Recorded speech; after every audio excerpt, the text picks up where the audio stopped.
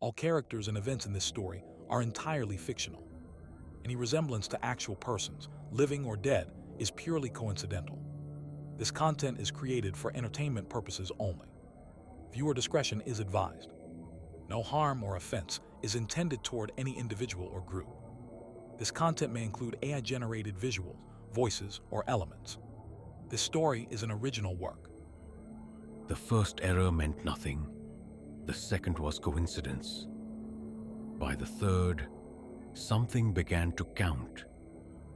You do not notice the first accumulation. You never do. The first error is singular. The second is coincidence. By the third, you have begun keeping records. Accumulation only becomes visible once you start counting. You build waiting rooms for the living. You do not build them for the dead.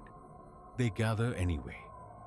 In hospital corridors at night, chairs are found slightly misaligned. Not moved, reoriented. Security footage shows nothing entering the frame. Only chairs turning, 1 degree at a time, over several hours. You reset them. They turn back.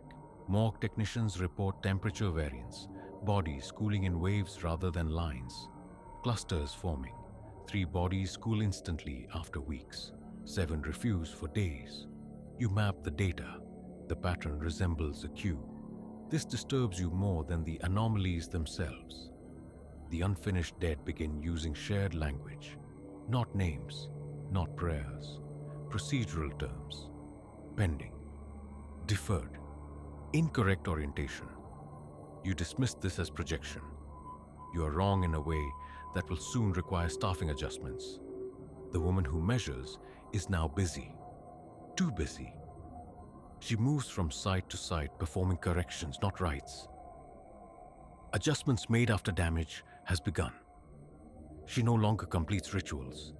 She triages them. A toe aligned here, a token placed there, a mouth closed before it teaches others how to speak incorrectly.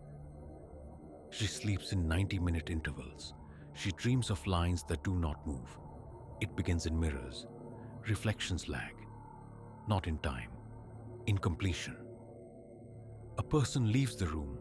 Their reflection remains, watching, as if awaiting further instruction. You stop trusting mirrors. You should have stopped trusting completion metrics. You expect escalation to trigger response. It does not. He does not intervene. Intervention implies responsibility. This God governs process, not outcome. Where procedures are skipped, he does not compensate. He records. The scale tilts further. Committees form. New guidelines are issued. Ritual language is replaced with ethical language. You introduce comfort clauses. You remove orientation requirements. You allow improvisation.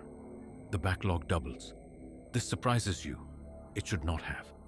The waiting dead become visible, not as apparitions, as density. Rooms feel crowded while appearing empty. Sound dampens. Air thickens.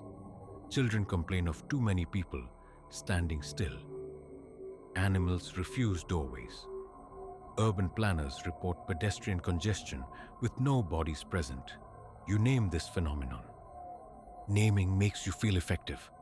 You finally speak his name aloud again. You call Anubis a failure.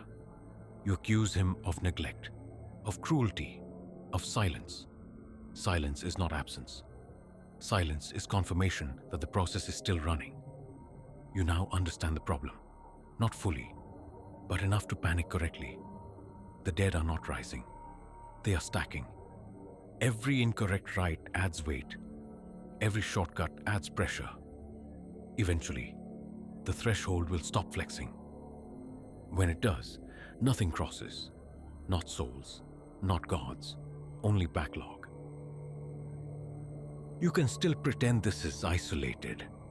You can still call it coincidence, but the pattern is already forming. And patterns do not stop on their own.